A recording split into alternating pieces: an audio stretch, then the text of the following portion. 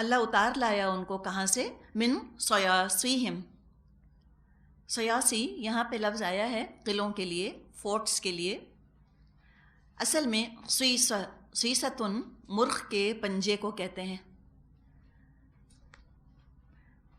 اس کی جمع سیاسی ہے. بیل کے سینگوں کو بھی سیاسی کہا جاتا ہے. جو بل ہوتا ہے نا، بل کے اوپر جو اس کے ہارنز لگے ہوئے ہوتے ہیں، ان کو بھی سیاسی کہتے ہیں. مراد ہے کہ وہ اعضاء جن سے کہ جانور اپنا دفاع کرتے ہیں، اپنی حفاظت کرتے ہیں. تو اس لیے اس سے پھر یہ لفظ ترقی کر کے قلعوں کے لیے استعمال ہونے لگ گیا کہ قلعوں کو بھی انسان حفاظت کے لیے اور اپنے دفاع کے لیے استعمال کرتے ہیں. اور اس کے بعد پھر یہ بھی ہوا کہ بنو قریظہ خود محاصرہ چھوڑ کر نکل آئے، اور سعد بن معاذ رضی اللہ عنہ کے فیصلے کے خلاف چوں بھی نہ کی انہوں نے. بغیر مزاحمت کے، بغیر ریزسٹنس کے خود کو قتل کے لیے انہوں نے پیش کر دیا یہودیوں نے. سعد بن معاذ جو تھے یہ غزوہ احزاب میں زخمی ہو گئے تھے. ان کی ایک رگ سے مسلسل خون جاری تھا. نبی اکرم صلی اللہ علیہ وسلم نے مسجد نبوی میں ایک خیمہ لگوا دیا تھا ان کے لیے، معاذ کے لیے، سعد بن معاذ کے لیے. اور خود نبی اکرم صلی اللہ علیہ وسلم ان کی تیمارداری کیا کرتے تھے. حضرت سعد بہت ہی زیادہ پیارے تھے نبی اکرم صلی اللہ علیہ وسلم کو، لیکن اللہ تعالیٰ نے اتنی ان کو زندگی دی کہ یہ آئے، اتنی بیماری کے باوجود، اتنے زخم کے باوجود آئے بنو قریظہ کی طرف، اپنا فیصلہ سنایا، اور اس کے بعد پھر ان کا انتقال ہوا. سوچیں کہ کیا ان کا ایمان تھا. ہر طرح کے پریشر سے، ہر طرح کے محبت کے رشتے سے بلند ہو کر انہوں نے وہ فیصلہ دیا جو کہ انصاف کا فیصلہ تھا، اور انہوں نے ان کا فیصلہ قبول بھی کیا بنو قریظہ کے لوگوں نے. تو بہت سارا ڈھیر مال غنیمت جو ہے مسلمانوں کے ہاتھ آیا بنو قریظہ کی شکست کے نتیجے میں. ڈھیر مال غنیمت آیا، غلام ملے، کنیزیں ملیں، پیسہ ملا، دولت ملی، بہت کچھ ملا. غزوہ خندق سے پہلے مسلمانوں میں کافی غربت تھی، لیکن بنو قریظہ کو جب شکست ہوئی اس کے بعد مسلمانوں میں عام خوشحالی آ گئی. بہت دولت مند قبیلہ تھا بنو قریظہ کا. تو اللہ تعالیٰ نے بہت کچھ مسلمانوں کو دلوا دیا. اب یہ جو لفظ آیا ہے وَأَرْضًا لَمْ تَطَئُوهَا، کہ اس زمین کا بھی اللہ نے تم کو وارث بنا دیا ہے اے مسلمانوں، جس کی زمین کو تم نے ابھی روندا نہیں. مراد ہے کہ ابھی تم اس کی طرف تم نے فوج کشی نہیں کری. اس کے بارے میں مفسرین کا خیال ہے کہ یہاں پر فتح خیبر کی پیش کی خوشخبری دی جا رہی ہے کہ خیبر کو بھی اللہ تعالیٰ تمہارے لیے اسی طرح اویلیبل کر دے گا، مہیا کر دے گا. اب یہاں تک تو غزوہ خندق کی بات مکمل ہوئی. غزوہ خندق کے بعد نبی اکرم صلی اللہ علیہ وسلم نے فرمایا تھا صحابہ سے، بخاری میں یہ حدیث موجود ہے کہ الآن نغزوہم ولا یغزونا نحن نسیر الیہم. آپ نے فرمایا اب ہم ان پر چڑھائی کریں گے، یعنی کس پر؟ مشرکین مکہ پر، اور وہ ہم پر چڑھائی نہ کریں گے. اب ہمارا لشکر ان کی طرف جائے گا. یعنی غزوہ خندق یوں سمجھے کہ ایک ٹرننگ پوائنٹ تھا. کفار کی طاقت ٹوٹ چکی تھی، ہتھیاروں کی جنگ، اعصاب کی جنگ مسلمانوں نے جیت لی. ایسی جب فیصلہ کن فتح مسلمانوں کو حاصل ہوئی تو سوچیں کہ منافقوں کا کیا حال ہوا ہوگا جلن اور حسد کی وجہ سے. ان کے تو سینوں پر سانپ لوٹ گئے. حق اور باطل کی کشمکش ہو رہی تھی، کفر کی قوتیں ہار رہی تھیں، اسلام کی دھاک بیٹھتی چلی جا رہی تھی. جو ایک دفعہ کلمہ پڑھ لیتا وہ لوٹنے کا، پلٹنے کا سوچتا بھی نہ. تو ہر فرنٹ پر مسلمانوں کو اللہ کے فضل سے کامیابی نصیب ہوتی چلی جا رہی تھی. اخلاقی طور پہ، عسکری طور پہ، یعنی ویپنز کے حساب سے یا مورلز کے حساب سے یا سسٹمز کے حساب سے ہر طرح سے مسلمانوں کی دھاک بیٹھ رہی تھی عرب کے لوگوں پر. تو یہ منافق ایسے نچلے بیٹھنے والے تو نہ تھے. انہوں نے اب ایک اور حملہ کرنے کا سوچا، اور اس کا ہدف بھی کس کو بنایا؟ نبی اکرم صلی اللہ علیہ وسلم کی خاندانی زندگی کو.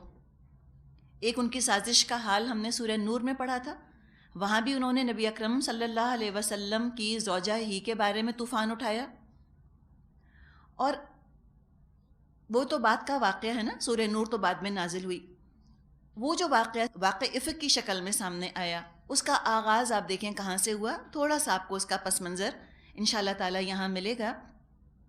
جب اس طرح اسلام کی کامیابی دیکھی، جو کہ غزوہ احزاب کے بعد مکمل طور پہ سامنے آنے لگ گئی تھی کہ اب بس وقت گزرنے کی دیر ہے، اسلام کو عرب پر غلبہ حاصل ہو جائے گا. اس کو ہم کہتے ہیں نا کہ ایک لاسٹ ڈیسپریٹ اٹیمپٹ، ایک انہوں نے فائنل اپنی کوشش منافقوں نے شروع کی، اور یہ انتہائی ان کا پرزور حملہ تھا. انہوں نے چاہا کہ نبی اکرم صلی اللہ علیہ وسلم کی خاندانی زندگی میں بے چینی پیدا کر دیں، اندر سے پریشان کر دیں، گھر کے اندر بے چینی ڈال دیں لیڈر کے. اور جب کسی لیڈر کے گھر میں پریشانیاں آ جائیں، وہ اپنے خاندان والوں کی طرف سے اپسیٹ ہو جائے، تو اس کے کام پر اس کا اثر پڑے گا.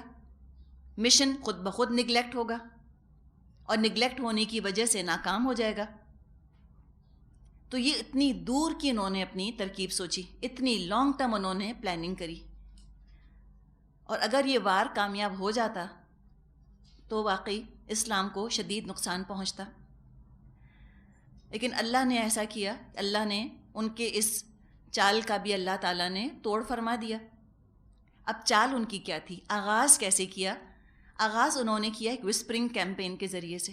سرگوشیاں، باتیں، رومرز، افواہیں، ادھر خسر پسر ادھر خسر پسر، کچھ لوگوں کے دلوں کے اندر گمان پیدا کرنا، کچھ غلط فہمیاں پیدا کرنے کی کوشش کرنا. ایک سازشوں کا جال ہے جو کہ انہوں نے اندر ہی اندر بچھانا چاہا. طریقہ یہ تھا کہ اس میں ان کے منافق مرد بھی شامل تھے، وہ اپنا کردار ادا کر رہے تھے، اور منافق عورتیں بھی شامل تھیں، وہ اپنا کردار ادا کر رہی تھیں. مردوں نے باہر کا سنبھالا تھا، عورتوں نے گھروں کے اندر کا حال سنبھالا. طریقہ یہ اختیار کیا منافقوں نے. یاد ہے آپ کو سورہ توبہ میں پڑھا تھا کہ منافق مرد منافق عورتیں ایک دوسرے کے ساتھی ہیں، یہ بھی تو ٹیم ورک کرتے ہیں نا. اب کیا جو منافق عورتیں تھیں امہات المومنین کے گھروں میں آتی تھیں. اب آپ کو اس بات کا علم ہے کہ امہات المومنین کے گھر کھلے تھے، مسلم ہو، مومن ہو، مشرک ہو، کوئی ہو، سب آتی تھیں اور جاتی تھیں. جو فیض حاصل کرنا چاہتا وہ آ جاتا. یعنی کسی کی نیت پر شک کر کے کسی کو ملنے سے روکا نہیں جاتا تھا. تو جہاں مومن آتی تھیں، محسنات آتی تھیں، مومنات آتی تھیں، وہاں منافقات بھی آتی جاتی تھیں. اب وہ آتی تھیں اور باتوں ہی باتوں میں ذکر چھیڑتی تھیں، بہت ہی ہمدردی کا اظہار کرتی تھیں اور بہت تعریف کرتی تھیں ازواج کی. کہتی تھیں کہ آپ اتنے اعلیٰ گھرانوں کی بیٹیاں ہیں، اتنے شریف گھرانوں کی بیٹیاں ہیں، لیکن دیکھیں آپ سرداروں کی بیٹیاں اور کس طرح آپ زندگیاں گزار رہی ہیں. اور یہ حقیقت ہے کہ ازواج بہت اعلیٰ خاندانوں کی تھیں. حضرت عائشہ خود، ابو بکر کتنے پیسے والے تھے مکے میں، ام سلمہ ان کے والد کتنے بڑے سردار تھے مکے کے. تو یہ کوئی غریب خاندانوں کی خواتین نہ تھیں جنہوں نے کبھی اچھے حالات نہ دیکھے ہوں، یا اچھا کھانا نہ دیکھا ہو، یا اچھا پہننا نہ دیکھا ہو. یہ اس لیے بتایا جا رہا ہے کہ جس نے کبھی خود اچھا نہ دیکھا ہو اور اس کو اچھا نہ ملے تو اس کے لیے صبر کرنا آسان ہے. What you don't know you don't miss, ہم کہتے ہیں نا، جس کا پتہ ہی نہیں آپ کو تو نہیں ملا تو کوئی بات نہیں. لیکن جس نے بڑا اچھا کھایا ہو، جو بہت اچھا رہتا ہو، جس کا کہ معیار زندگی بڑا بلند ہو، اس کے لیے غربت میں رہنا نسبتاً زیادہ مشکل ہے. یہ اسی چیز کو ایکسپلائٹ کرتی تھیں. ان کا یہ خیال تھا منافق عورتوں کا، چونکہ ان کی اپنی ترجیحات، اپنی پرائیورٹیز تو یہی تھی نا، اچھا پہننا، اچھا کھانا. انہوں نے کیا غلط اندازہ جوڑا کہ شاید ازواج کی بھی کوئی کمزوری ہے، شاید ازواج جو ہیں وہ ریزنٹ کر رہی ہیں، شاید وہ پریشان ہو رہی ہیں سادہ زندگی کے اوپر. یہ انہوں نے بڑا ہی غلط اندازہ لگایا. اس کو بنیاد بنا کر انہوں نے آگے جو ہے اپنی کارروائی شروع کری، اور اپنی طرف سے انہوں نے ازواج کے اندر احساس محرومی اور ریزنٹمنٹ پیدا کرنے کی کوشش کی نبی اکرم صلی اللہ علیہ وسلم کے طرز زندگی کے خلاف. آتی جاتی کہتی کہ آپ اتنے اعلیٰ گھرانوں کی ہیں، آپ اتنے اعلیٰ گھرانوں کی بیٹیاں ہیں، لیکن دیکھیں زندگی کی راحتوں سے اور زندگی کے آرام سے آپ بالکل محروم ہیں. 2 وقت کی روٹی بھی پیٹ بھر کے آپ کو نہیں ملتی. ایسی باتیں کرنا، انسینویشنز ہم جس کو کہتے ہیں نا، یہ خاص شیطان کا طریقہ ہے، وسوسے ڈالنا. اور عام گھرانوں کے اندر بھی اگر کوئی آ کر شوہر بیوی کے اندر تفریق کروانے کی کوشش کرتا ہے، بیویوں کے کان بھرتا ہے شوہر کے خلاف، وہ تو خود شیطان ہے. تو عام شوہر بیوی کے اندر لڑائی ڈلوانے کا اتنا گناہ ہے، تو سوچیں کہ کہاں نبی اور ان کی بیویوں کے اندر غلط فہمیاں پیدا کرانا. یہ تو بہت ہی بڑا شیطانی کام ہو گیا.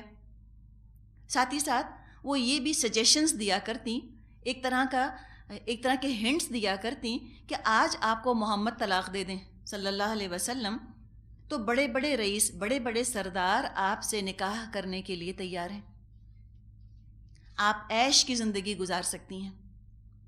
اور اس میں کوئی شک نہیں، یہ بھی حقیقت تھی، اس لیے کہ ازواج معمولی خواتین تو نہیں تھیں. اللہ تعالیٰ نے ان کو ہر طرح سے نوازا تھا، حسن کی دولت سے اور عقل کی دولت سے. چند ایسی تھیں جو بہت خوبصورت تھیں. جب تک چہرے کے پردے کے احکامات نہیں آئے تھے، عائشہ رضی اللہ عنہا یہ اپنا چہرہ کھلا رکھا کرتی تھیں. ان کا لقب تھا حمیرہ. حمیرہ کہتے ہیں بہت ہی خوبصورت عورت کو جو بہت گوری چٹی حسین ہو. ایک دفعہ نبی اکرم صلی اللہ علیہ وسلم کے ساتھ آپ تشریف رکھتی تھیں، کوئی سردار آیا، وہ جو تھے انکوت قسم کے، علم مینٹ قسم کے تو ہوتے ہی تھے نا اس زمانے میں، لوگ تمیز تو تھی نہیں ان کے اندر. وہ آیا اور اس نے کہا نبی اکرم صلی اللہ علیہ وسلم سے کہ میری 2 بیویاں ہیں، اپنی بیوی یہ والی مجھ کو دے دیجئے، میری 2 بیویاں آپ لے لیجئے. ان کے یہاں کوئی بڑی بات نہیں تھی یہ بیویوں کو اس طرح سے عدل بدل کر لینا. کہنے کا مطلب یہ ہے کہ غیر معمولی طور پہ کچھ ازواج حسین تھیں. صفیہ رضی اللہ عنہا کے بارے میں آتا ہے کہ جب آپ نکاح ہو کر آئیں مدینے، وہ سارے مدینے کی عورتیں جمع ہو گئی تھیں آپ کو دیکھنے کے لیے. اتنی حسین تھیں، اتنی خوبصورت تھیں. تو ایکسٹراڈنری خواتین تھیں، اس میں کوئی شک نہیں. تو یہ آ کر اس طرح کی باتیں کرتی تھیں. اچھا، یہ ان کا کردار تھا. اب آپ دیکھیں جو گھر تھا نبی اکرم صلی اللہ علیہ وسلم کا، وہ کیا تھا؟ حجرے تھے نا. تو جو اپارٹمنٹس تھے یہ کیا تھے؟ ایک ایک بیوی کو آپ نے ایک سمجھے کہ آج کی اصطلاح کا استعمال ہم کریں، آپ نے ایک اپارٹمنٹ دیا ہوا تھا، ایک حجرہ دیا ہوا تھا. تو ایسا اپارٹمنٹ تو نہیں تھا کہ ڈرائنگ ہے، ڈائننگ ہے، کچن ہے، 2 بیڈ روم ہے اور لاؤنج ہے. ہم کہتے ہیں چھوٹا سا اپارٹمنٹ ہے، بس ڈرائنگ، ڈائننگ، لاؤنج اور 1 بیڈ روم. اور اس پہ روتے پیٹتے رہتے ہیں نا، اتنا چھوٹا اتنا چھوٹا. حجرہ کیا تھا؟ 1 کمرہ ٹوٹل. وہی ڈرائنگ روم تھا، وہی ڈائننگ تھا، وہی بیڈ روم تھا، وہی لاؤنج تھا، سب کچھ وہی تھا. تو آپ جب ازواج کے پاس ہوتے تو آپ سے ملنے جلنے کے لیے لوگ آتے. اب لوگ آتے تو کہاں بیٹھتے؟ کوئی ڈرائنگ روم تو نہیں تھا نا الگ سے، وہیں پر بیٹھتے جہاں پر ازواج تھیں. تو یہ منافق مرد بھی ملنے کے لیے گھروں میں آتے نبی اکرم صلی اللہ علیہ وسلم سے ملنے. تو ازواج کا طریقہ یہ ہوتا تھا کہ وہ چادر لے کر پیٹھ موڑ کر ایک طرف کو بیٹھ جاتی تھیں. ٹھیک، کمرہ تو ایک ہی ہوتا تھا نا، ایک طرف کو ہو جاتی تھیں. اب یہ منافق جو آتے نبی اکرم صلی اللہ علیہ وسلم سے بات چیت کرتے اور باتیں آپ سے کر کے کبھی کبھار کوئی ایک آدھ جملہ ازواج کو مخاطب کر کے بھی کہہ دیتے.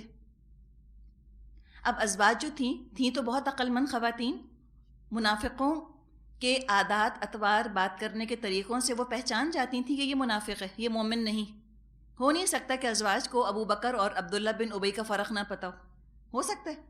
ناممکن ہے نا. وہ خوب جانتی تھیں کہ کون منافق ہے. ان کی حرکتوں سے، ان کی چالوں سے ان کو پتہ چل جاتا تھا. ان منافقوں کی طرف سے بہت سے تلخ تجربے مسلمانوں کو آلریڈی ہو چکے تھے. لیکن جب یہ منافق بات کرتے تھے ازواج سے، مثال کے طور پہ سلام کر دیا، حال چال پوچھ لیا، تو وہ اپنی مروت، اپنی شرافت کی وجہ سے نرمی کے ساتھ اور خیر خواہی کے انداز میں ہی بات کرتی تھیں. تو منافق جو تھے اپنی بد فطرتی کی وجہ سے اس غلط فہمی میں مبتلا ہو جاتے کہ شاید ہماری اسکیم کامیاب ہو رہی ہے، نعوذ باللہ، شاید ان کا رجحان ہماری طرف ہو رہا ہے، نعوذ باللہ. اور ان کو یہ امید بن جاتی کہ اب ہم رسول اللہ صلی اللہ علیہ وسلم کے گھر میں نقب لگانے میں، فساد کروانے میں، آپ کا گھر توڑوانے میں کامیاب ہو جائیں گے. یہ ساری سازشیں آپ کو سمجھیں. اب جو اگلی آیات آپ پڑھیں اس کو اس پس منظر میں پڑھیں، سمجھنے کی اس میں کوشش کریں.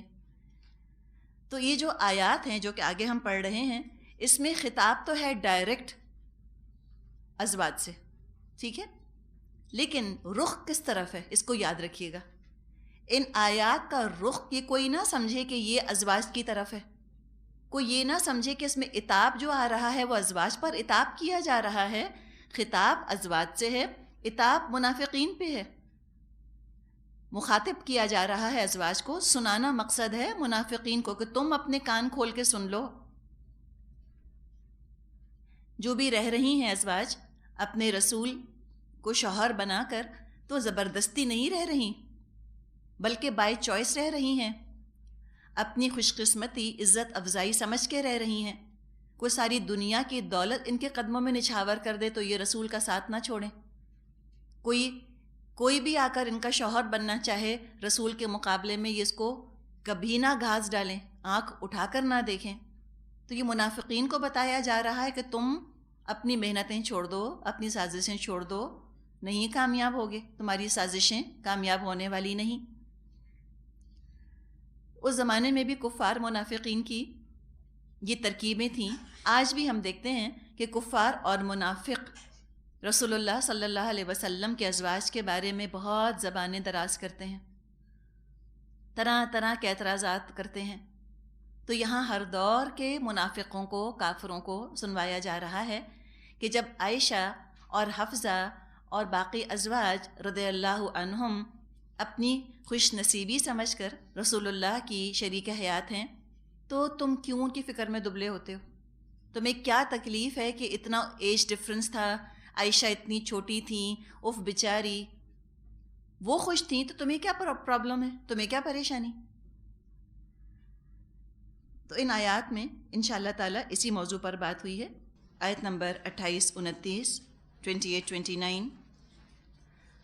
یا ایہا النبی قل لأزواجک ان کنتن تردن الحیاة الدنیا وزینتها فتعالین امتعکن واسرحکن سراحا جمیلا وان کنتن تردن اللہ ورسولہ والدار الآخرة فإن الله أعد للمحسنات منكن أجرا عظيما.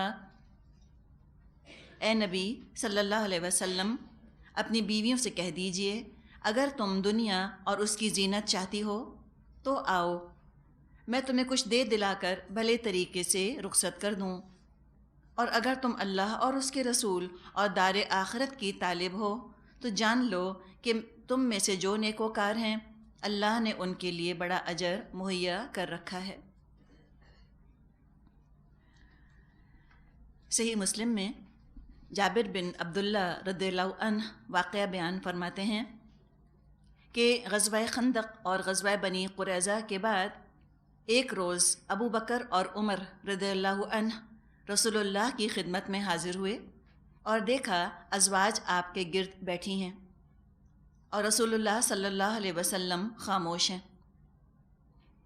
عمر رضی اللہ عنہ کو خطاب کر کے آپ نے فرمایا ہن کما ترى یسألنن النفقہ، یہ میرے ارد گرد بیٹھی ہیں جیسا کہ تم دیکھ رہے ہو، اور یہ مجھ سے خرچ کے لیے کچھ مانگ رہی ہیں. اب کوئی آپ سے کہے کہ لو عمر کے سامنے ازواج کیسے آ گئیں؟ چلیں ایک ہی ان کی بیٹی تھی حفصہ، باقی تو نامحرم تھیں، تو پھر کیسے آخر ازواج سامنے بیٹھی تھیں؟ ابھی آیات نازل نہیں ہوئی تھی نا، ابھی چہرے کے پردے کے احکامات نہیں آئے تھے، اس وجہ سے آنا جانا تھا، حجاب کا حکم ابھی آیا نہیں تھا. تو یہ آپ نے فرمایا کہ یہ میرے ارد گرد بیٹھی ہیں اور مجھ سے یہ نفقہ مانگ رہی ہیں، یعنی اپنے خرچ کے لیے کچھ پیسے مانگ رہی ہیں. جب یہ آیات نازل ہوئیں اس وقت نبی اکرم صلی اللہ علیہ وسلم کے نکاح میں 4 بیویاں تھیں، 4 خواتین تھیں. حضرت سودا رضی اللہ عنہا، ان سے رسول اللہ صلی اللہ علیہ وسلم نے ختیجہ رضی اللہ عنہا کے انتقال کے بعد نکاح کیا تھا. عمر رسیدہ خاتون تھیں. یہ ٹیلنٹ بھی ان کے اندر موجود تھا، ان کے اندر ہنر تھا دباغت کا. دباغت سمجھتے ہیں؟ ٹیننگ جس کو ہم کہیں. طائف کی کھالیں بنایا کرتی تھیں، یعنی کھالوں کو ٹین کر کے ان کو استعمال کرنے کا ان کو طریقہ آتا تھا، اور یہ دستکاری بھی کیا کرتی تھیں، اور جو بھی آمدنی ہوتی تھی وہ اللہ کی راہ میں خرچ کر دیا کرتی تھیں۔ ان کا معاملہ یہ ہوا کہ خلافت کے زمانے میں عمر رضی اللہ عنہ نے ان کو یعنی سودا رضی اللہ عنہا کو ایک تھیلی بھیجی، پوچھا اس میں کیا ہے؟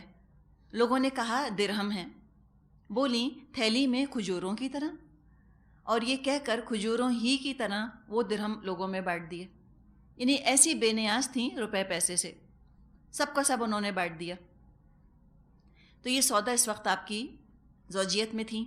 پھر عائشہ رضی اللہ عنہا، یہ نبی اکرم صلی اللہ علیہ وسلم کو بے انتہا محبوب تھیں، اور سوچیں کہ اللہ کا محبوب جب کسی سے محبت کرے تو وہ خود بھی کتنی اللہ سے محبت کرنے والی ہوں گی۔ ہو نہیں سکتا کہ کوئی ایسا انسان ہو جو کہ اللہ کو پسند نہ ہو، یا جس کو اللہ پسند نہ ہو اور اللہ کے رسول اس سے محبت کرنے لگ جائیں، کیسے ہو سکتا ہے؟ تو یہ بہت اللہ والین تھیں، اللہ سے محبت کرنے والی تھیں۔ 1/4 شریعت عائشہ سے منقول ہے۔ دینی علوم میں ان کا یہ رتبہ تھا کہ بار صحابہ ان سے جا کے فتوے لیا کرتے تھے، اتنا بلند مقام ہے ان کا سیکھنے سکھانے میں۔